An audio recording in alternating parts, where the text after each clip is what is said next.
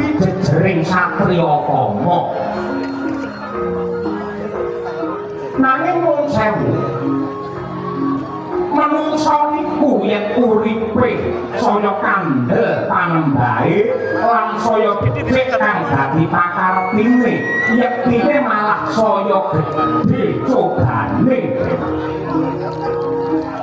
Nanging prakoban menika yektosipun dados rabuke iman lan kangge jembarake rasa sabar. Kejawi saking menika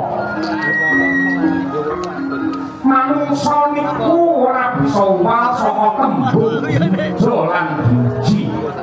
Wong urip niku ora bisa ninggalake tembung diuja lan diuji.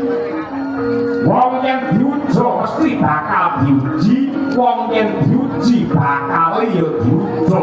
Mula antarane diuja lan diuji kuwi rong perangan sing ora bisa dipisahake. Mula kudu setiti permati lan ngati-ati. Kasih Bang mulai. Wong sugih nika ya nampa ujian. Wong sugih cobane dadi wong sakah, wong pangkat ujiane dadi wong murka. Wong pinter ujiane dadi wong sombong, dene wong sregep ngibadah ujiane dadi wong sing semut-semut.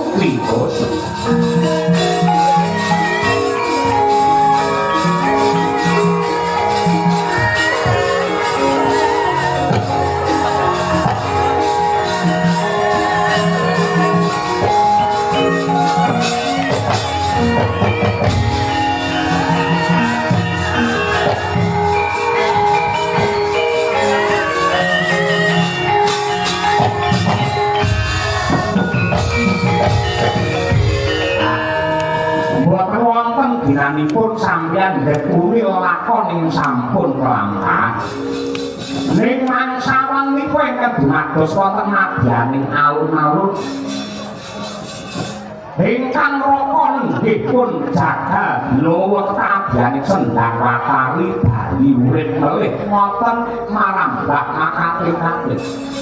Yen sampeyan ramakati sampeyan ratu mandhap bakale sampeyan mengko getun kedung kembrene yen nganti Sang Jaka Bilawa mati.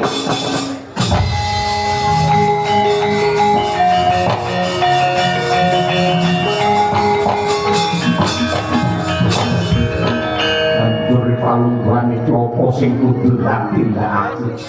Sampeyan maju mangkat. Kula kelingan sampeyan nalika mapan wonten ing kono kami apa nate dipun